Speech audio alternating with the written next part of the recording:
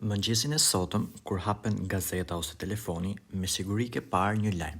GDP-ja e Shqipërisë u rrit me 3.8%. Çfarë do të thotë kjo në të vërtetë? A do të thotë se të gjithë janë më të pasur, apo është thjesht një numër që politikanët e përdorin për të treguar sukses? Sot do të flasim për njërin prej variablave më të rëndësishëm ekonomik në botë, prodhimi i brendshëm bruto, ose GDP. Do të shpjegojmë në mënyrë të thjeshtë, pa terma të vështirë, por me saktësi të plotë.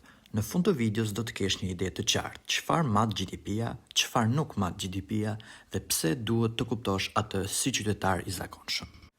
Për një moment, mendoni një ditë normale në Shqipëri. Një fermer në Fier shet domate në treg. Një punonjës në call center në Tiranë ofron shërbim për një kompani gjermane. Një hotel në Saran pret turist italian. Qeveria ndërton një rrugë të re me fondet e Bashkimit Evropian.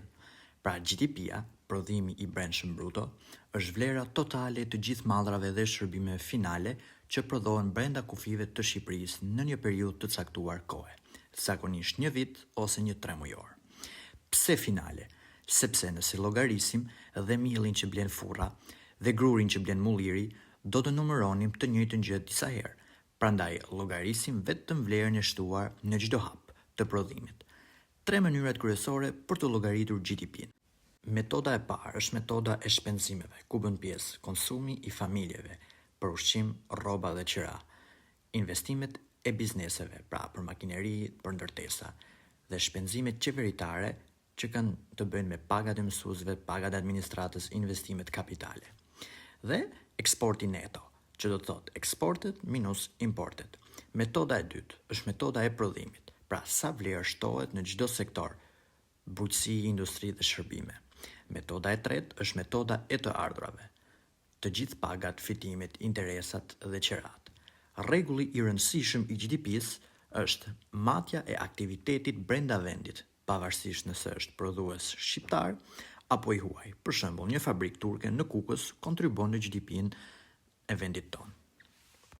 GDP-n, siç mund ta dini, e kemi në disa llojesh. E para është GDP-ja nominale, e cila përllogaritet si vlerë në çmimet e sotme, aktuale. Dhe GDP-n reale, GDP-ja reale përllogaritet si vlerë e korrigjuar për inflacion. Ky është matësi i vërtetë i rritjes. Shembull praktik në Shqipëri, në vitin 2022-2023, çmimet u rritën shumë për shkak të luftës në Ukrainë. GDP-ja nominale u duk sikur u rrit fort, por GDP-ja reale tregoi rritje më të moderuar. Dhe kjo është arsyeja pse qeveria dhe Banka e Shqipërisë ose Banka Qendrore raportojnë gjithmonë GDP-n reale. Le të marrim një shembull për GDP-n përfrymë të disa vendeve. Shqipëria në 2025 kishte të ardhurar përfrymë sipas GDP-s rreth 8.500 ose 9.000 dollar amerikan, ndërsa mesatarja e BE-s ishte mbi 40.000 dollar. Ndërsa në Kosovë mesatarja e të ardhurave përfrymë ishte diku 6.500 dollar. Në Zvicër gjithashtu ishte 100.000 dollar, të ardhurat përfrymë sipas GDP-s së vendeve përkatëse. Ky numër na tregon nivelin mesatar, por nuk tregon pabarazinë. Në Shqipëri rritja e GDP-s ka qenë më e përqendruar në Tiranë dhe Bregdet, ndërsa disa zona malore kanë mbetur prapa. Çfarë na tregon një GDP e mirë? Kur GDP-ja rritet vazhdimisht 3 ose 5% në vit, zakonisht kjo shoqërohet me më shumë vende pune, me rritje të pagave, më shumë taksa për shkolla, spitale, pra taksat të cilat janë të kthyer në investim për qytetarët. Besim më të lartë të investitorëve ndaj ekonomisë. Cikli ekonomik ka të bëjë me disa hapa. Është rritja, e cila ka të bëjë me zgjerimin e ekonomisë, kulmin, i cili shpeshherë njihet si boom ekonomik, rënja dhe fundi që ka të bëjë me recesionin. Shembujt historik në Shqipëri. Pra, në vitin 1997, kolapsi i piramidave, GDP-ja ra me rreth 7%. Në krizën e viteve 2008-2009, ishte një krizë globale, ndikimi fort në remitanca dhe ndërtim. Në 2020, pandemia, rënja ekonomike ishte 3.3%, por rimëkëmbje e shpejt fal turizmit. Në 2023 dhe 2025 kemi pësuar një rritje të qëndrueshme me 3.5 ose 4.2%, kryesisht nga turizmi, energjia e pastër dhe investimet italiane dhe gjermane. Treguesit që shkojnë me GDP-n janë zakonisht inflacioni, papunësia, bilanci i pagesave dhe borxhi publik. Si kalohet nga GDP-ja tek e ardhura personale, le ta shpjegojmë hap pas hapi. Shumë njerëz mendojnë se GDP-ja është e njëjta gjë me pasurinë ose të ardhurat tona, por në realitet, për të arritur tek parat që marrim në xhep ne si qytetar, duhet të kalojmë disa hapa të rëndësishëm. Le t'i shohim hap pas hapi së bashku. GDP-ja është prodhimi i brendshëm bruto. Ky është pika e fillimit, madje vlerën totale të mallrave dhe shërbimeve të prodhuara brenda kufive të Shqipërisë, pavarësisht se kush i prodhon, shqiptar apo i huaj. GNP-ja, prodhimi kombëtar bruto. GNP-ja është e barabartë me GDP-n plus të ardhurat neto nga jashtë. Këtu shtojmë të ardhurat që shqiptarët fitojnë jashtë vendit, për shembull remitancat, pagat nga puna në Itali, Gjermani, Angli dhe shumë vende të tjera. Dhe zbresim të ardhurat që të huajt fitojnë brenda Shqipërisë. GNP-ja mat prodhimin e shqiptarëve kudo ku ndodhen, pavarësisht kufive. NDP-ja, prodhimi i brendshëm neto. NDP-ja është e barabartë me GDP-n minus amortizimin. Makinerit, ndërtesat dhe pajisjet konsumohen me kalimin e kohës dhe amortizimi është kostoja e konsumit të këtyre kapitaleve. NDP-ja tregon prodhimin neto pas këtij konsumi. NNP-ja ose prodhimi kombëtar neto është e barabartë me GNP-n minus amortizimin. Ky është prodhimi neto i shqiptarëve pas konsumit të kapitaleve. NI-ja është e ardhura kombëtare, national income. NI-ja është e barabartë me NNP-n minus taks indirekte plus subvencionet. Këtu kalojnë nga çmimet e tregut në të ardhurat reale të faktorëve të prodhimit, pagë, fitim, interesa, qira. Kjo është e ardhura totale e fituar nga të gjithë banorët e vendit. PI-ja, e ardhura personale, personal income. PI-ja është e barabartë me NI minus taks e korporatave minus fitimet e mëparshme plus pagesat e transfertave. Nga e ardhura kombëtare zbresim fitimin që mbajnë kompanitë, nuk i shpërndan si dividend dhe shtojmë pagesat sociale, pensionet, ndihmat që qeveria jep pa prodhimin të ri. DPI-ja, e ardhura personale e disponueshme.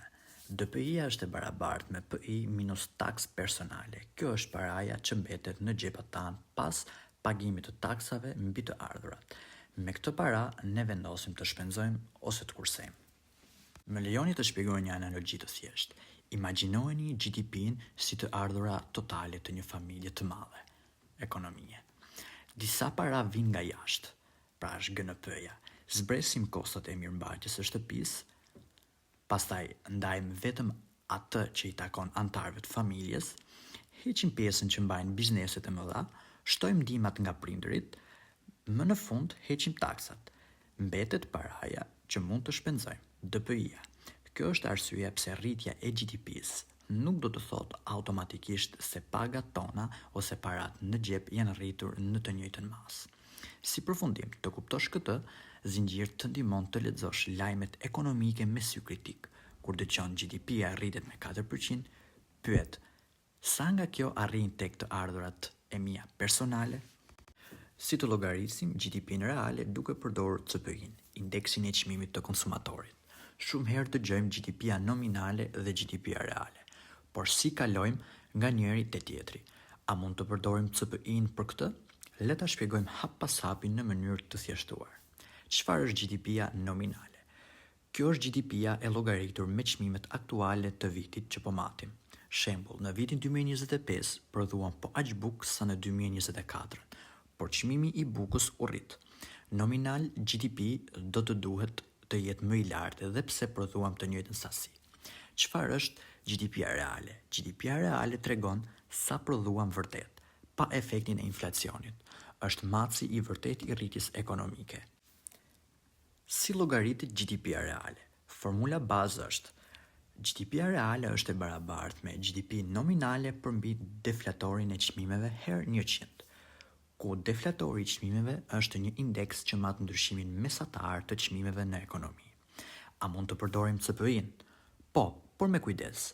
CPI-ja, Consumer Price Index, indeksi i çmimeve të konsumit, mat ndryshimin e çmimeve të një shporte tipike të mallrave që blejnë familjet, ushqim, qira, transport e tjerë. Mënyra praktike e përfshirë është kështu. GDP-ja reale është afërsisht GDP nominale herë 100 përmbi CPI. Shembull numerik për Shqipërinë. Supozojmë, GDP-ja nominale në 2025 është 2200 miliard lekë. CPI-ja në 2025 është 112. Do të thotë, çmimet janë rritur me 12% krahasuar me vitin bazë 2020. Atëherë, GDP-ja reale është e barabartë me 2200 miliard herë 100 përmbi 112. Afërsisht i bie 1964 miliard lekë. Kjo do të thotë se rritja reale është më e ulët se sa duket në numrat nominal. Siç mund ta shikoni në tabelën që do shfaqet në ekran, nga 10% rritje nominale, kemi vetëm 3.1% është rritje reale, pavarësisht. Pse GDP-ja me deflator është më i saktë se CPI-ja? CPI-ja mat vetëm çmimet e konsumatorëve, ndërsa GDP-ja me deflator mat çmimet e të gjithë ekonomisë, përfshirë investimet, eksportet, shërbimet qeveritare. Prandaj Banka e Shqipërisë dhe Instat përdorin kryesisht GDP-n me deflator për të llogaritur krahasime të shpejta. CPI-ja përdoret shpesh si një aproksim i mirë. Për analogji, imagjinoni që GDP-ja nominale është paraja që ke në portofol, pra pas britur inflacionin, dhe CPI-ja është termometri që tregon se sa janë arritur çmimet. GDP-ja reale është paraja reale që ke, pra sa fuqi blerëse ke në të vërtetë. Le të merremi pak me kufizimet e GDP-s, që do thotë çfarë nuk mat GDP-ja. GDP-ja është një matës i shkëlqyer i madhësisë së ekonomisë, por një matës i dobët i mirëqenies së njerëzve. Çfarë nuk mat GDP-ja? GDP-ja nuk mat pabarazinë. Një vend mund të ketë GDP të lartë, por shumica e pasurisë së përqendruar tek një pjesë e vogël e popullsisë. Ekonominë informale. Në Shqipëri, kjo vlerë vlerësohet ende 25 deri në 30% e ekonomisë së vërtetë. Pra, kjo ka të bëjë me pastrimin e parave. Dëmi mjedisor. Prerja e pyjeve, ndotja e lumenjve ose ndërtimi pa kriter rrit GDP-n, por ul cilësinë e jetesës për brezat e ardhshëm. Puna e papaguar, kujdesi për fëmijët, kujdesi për të moshuarit, gatimi në shtëpi, punët në kopësht, të gjithë këto nuk shfaqen në GDP. Lumturinë, shëndetin mendor dhe kohën e lirë me familjen. Njerëzit mund të punojnë shumë dhe të fitojnë shumë, por të jenë të stresuar, të lodhur ose të pakënaqur. Më lejoni të përdorim një analogji. GDP-ja është si shpejtuesi në makinën tënde. Ai tregon sa shpejt po ecën makina, pra sa shpejt po rritet ekonomia, por nuk do të thot absolutisht asgjë për gjendjen reale të makinës. A ke mjaftueshëm benzinë për udhëtimin e gjatë? Pra, a është rritja e qëndrueshme apo do të mbaroj papritur? A funksionojnë frenat, që do të thotë, a mund të përballosh një krizë të papritur? A është makina e rehatshme për të gjithë pasagerët, që do të thotë, a do të përfitojnë të gjithë qytetarët nga kjo rritje apo vetëm disa? A jeni duke shkuar në drejtimin e duhur, pra apo zhvilloheni në mënyrë të shëndetshme, apo po do sakrifikoni mjedisin edhe shëndetin për para të shpejta? Shpejtësia është e rëndësishme, nuk do ta ngasësh pa të, por nëse mbetesh vetëm tek ai variabël, mund të rrish shumë shpejt në buzë të greminës. Prandaj, ekonomistët e sotëm nuk shikojnë vetëm GDP-n. Ata përdorin edhe tregues të tjerë plotësues si indeksi i zhvillimit njerëzor HDI, indeksi i lumturisë kombëtare, matës i pabarazisë dhe tregues të qëndrueshmërisë mjedisore. Le të përpiqemi të kuptojmë pak të ardhmen e Shqipërisë. Pra, sfidat kryesore të Shqipërisë në rritjen ekonomike janë rritja e produktivitetit, pra të prodhojmë më shumë me të njëjtin numër punonjësish, reduktim i emigracionit të rinjve të arsimuar dhe kalimi nga ekonomi e bazuar në turizëm dhe ndërtim në ekonomi të bazuar në teknologji, bujqësi moderne dhe industri të gjelbërt. Mundësit që na shfaqen në horizont janë integrimi në BE, pra akses më i mirë në fondet të BE-s dhe në tregjet e Bashkimit Evropian. Energjia e rinovueshme, pra energji që prodhohet me panele diellore dhe nga mullit e erës, dhe eksportues neto e energjisë, digitalizimi dhe turizmi i qëndrueshëm. E megjithatë, GDP-ja mbetet gjuha kryesore me të cilën flasin ekonomistët, qeveritë dhe investitorët ndërkombëtar. Nuk është perfekte, por është mjeti më i mirë që kemi për të kuptuar madhësinë dhe drejtimin e ekonomisë. Pra, kur dëgjoni lajmin për GDP-n, duhet të pyesni: a është rritje reale apo vetëm inflacion? nga cilët sektor vjen rritja dhe apo përfitojnë edhe zonat rurale apo vetëm qytetet e mëdha. Nëse keni mësuar diçka të re sot, ju lutem bëni like dhe subscribe kanalit tonë në YouTube. Faleminderit.